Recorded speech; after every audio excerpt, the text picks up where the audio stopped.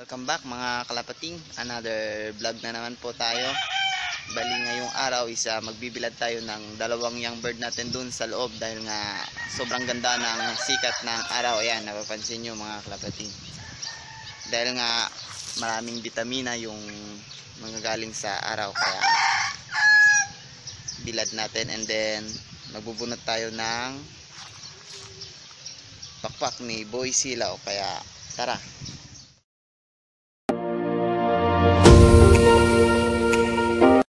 Mga kalapating, bali magbibilad tayo ng young bird natin dahil nga maganda yung sikat ng araw. Yan, napapansin nyo mga kalapating, sobrang ganda.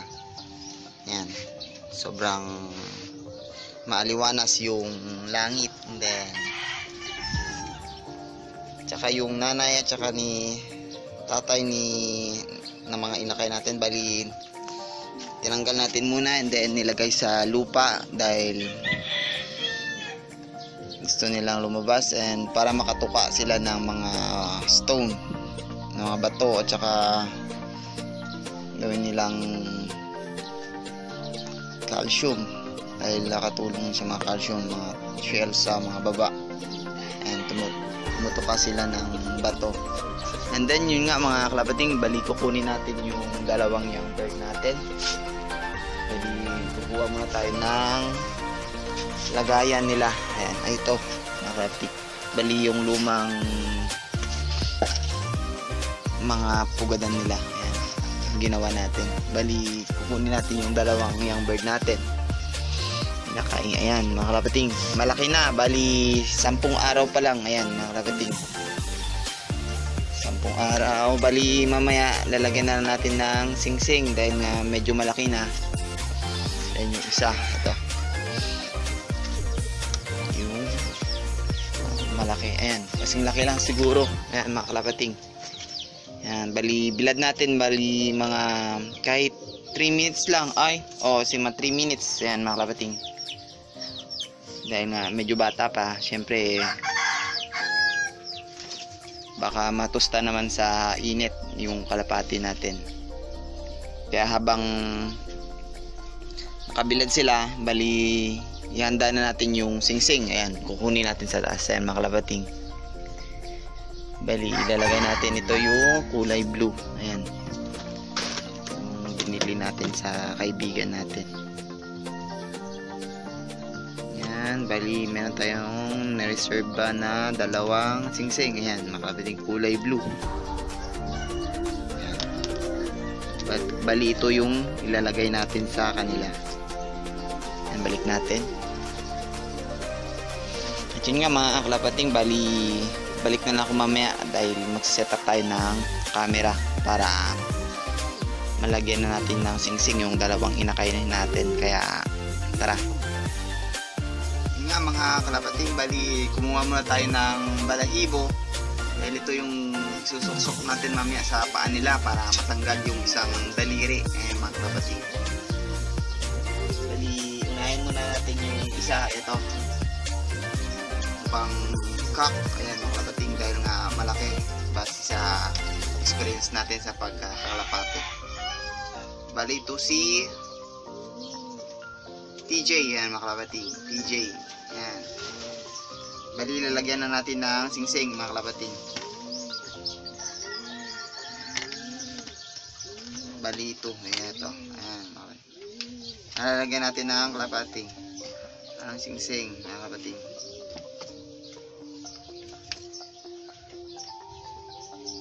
Ayan mga kalapating, hindi natin kailangan lagyan ng langis dahil nga medyo maliit pa naman, di pa naman ganong masikip. Ayan mga kalapating, bali ganyan lang. Bali pumasok na, and then papasok natin dito yung balahibo ng nagamitin natin. Ayan mga kalapating, then bali susok natin, then fold, and then hahatakin lang. Ayan mga kalapating, yan mga kalapating, bali okay na yan. Yun mga kalapating.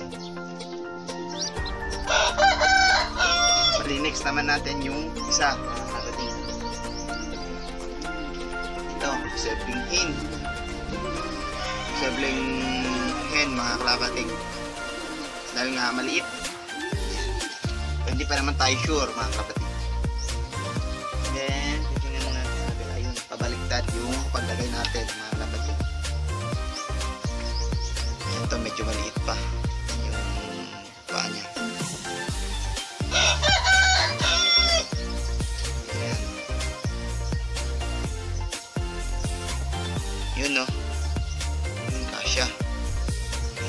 Kasya mga kapatid. Then, hilahin natin ulit. Yun mga kalabating, ayos na. Ayan. Bali nalagyan natin yung dalawang young bird natin. Ayan. Bali pagkatapos nito, bali balik na lang natin dahil nga baka mahina pa sila pag dito sa labas. Kaya bali natapos nating bilad yung dalawang young bird natin sa araw.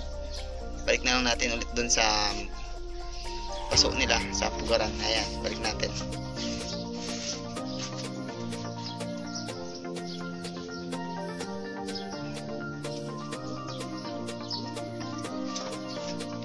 Then kukunin natin yung nanay nila. Kukunin natin din sa baba. Balik na lang natin. Kaya nga baka makalimutan natin. Tsaka lumabas pa dito sa natin dito sa breeder area natin at saka makagat ng aso. Ayan mga kapatid. Ayan yung hen.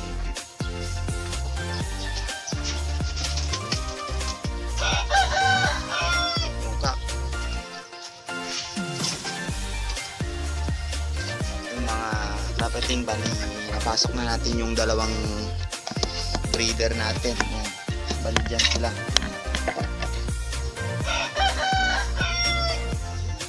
Ayos. Ayun nga mga kalapating, bali update ko lang kayo sa dalawang binibreed natin at saka bali mamaya ibubunutan natin si Boy Silaw ng mga pakpak na pinutol natin nung nakaraang linggo pa. Kaya tara. Yun nga mga kalapating, bali papakita ko sa inyo yung binibreed natin na gagawing gift bird, yung raffle bird pala yung magiging inakay nila. Bali parapal natin ito yung inakay nila sa magiging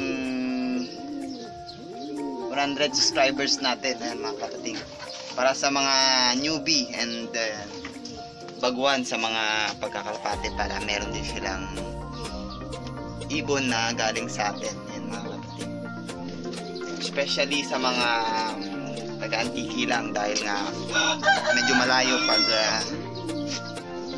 sa ibang lugar na, dahil nga wala tayong budget para i-attend yung ibon sa kanila. Yun nga mga kalapating, bali ito yung ginamit natin na material sa gagawin nating parapal bird sa susunod na natin na videos. Bali road to 100 subscribers tayo. Bali simple lang yung mechanics ng parapal natin. Bali update ko na lang sa inyo susunod pag meron na silang inakay na ready to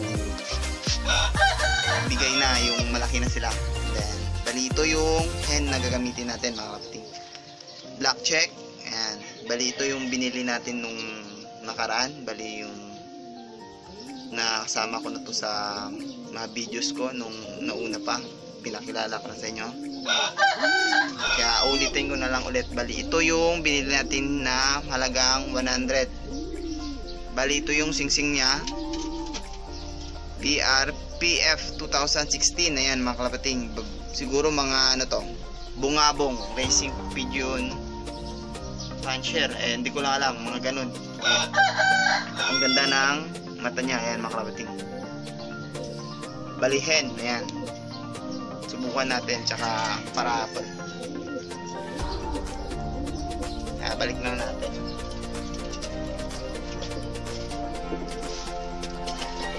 And then yung cock naman natin is yung umuwi natin galing Dumangas. Ayan mga kalabating. Bali naglulubog pa. Ayan. Ayan. Ito yung pinapaparis natin. Kak, and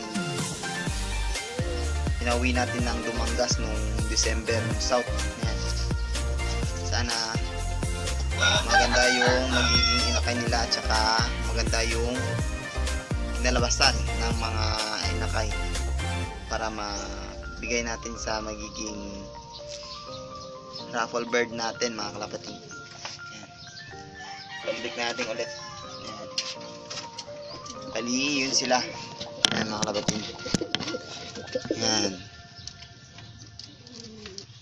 Bali nagparis na sila.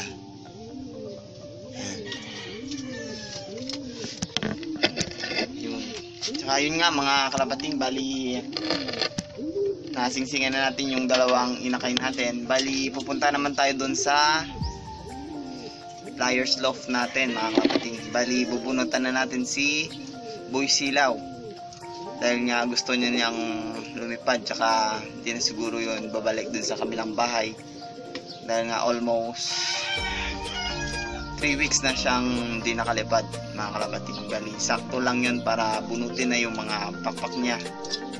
Kaya tara mga kalabating, bali pupunta tayo dun sa Flyers Loft natin na sila kila Boy Silaw and then Boy Pilay, Black Mamba. Yan nung panahon natin. Bali nagparonda na tayo kanina mga alas 6 base sa schedule natin mga kalabating. Then dito naman tayo pupunta. Ayun si Boy Silaw sa taas. Boy Silaw. Ayan. Yun. Bali. Yan sila. Yan si Boy Silaw. Si Boy Pilaw. Kasama si Black Mamba. Ito yung breed natin kay Negra tsaka sa tatay ni Negra. Ayan. Bali huliin ko lang si Boy Silaw. Ayan kalabating. Et lang. Kapitan natin. Yun mga kalabating, huli. Ayan mga kalabating. Bali bubunutan natin si Boy Silaw. Yun nga mga kalabating. Bali ito na si Boy Silaw natin. Ayan. Yung itsura ni Boy Silaw. And then, bali, yung pinutol natin nung nakaraang videos natin, bali, 4 dito sa dulo, mga kalabating yan. And then, sa kabila, bali, 4 din. Yan, mga kalabating. Tsaka, bali, bubunutin na natin yung 4 na pinutol natin nung nakaraan. Sana, pag tumubo, hindi na ulit babalik dun sa pinagbalik-balikan niya dun sa kabilang bahay. Kaya bunutin natin mga kapatid. Sa 2, 3, 4. Ayun mga kapatid. Balidi din sa kabila.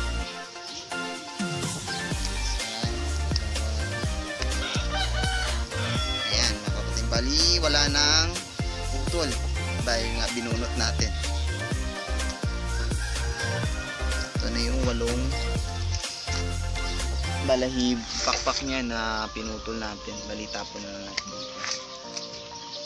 Ayun nga mga kalabating, bali balik na lang natin doon si Boy Silaw sa taas. Dito. Dito sa taas.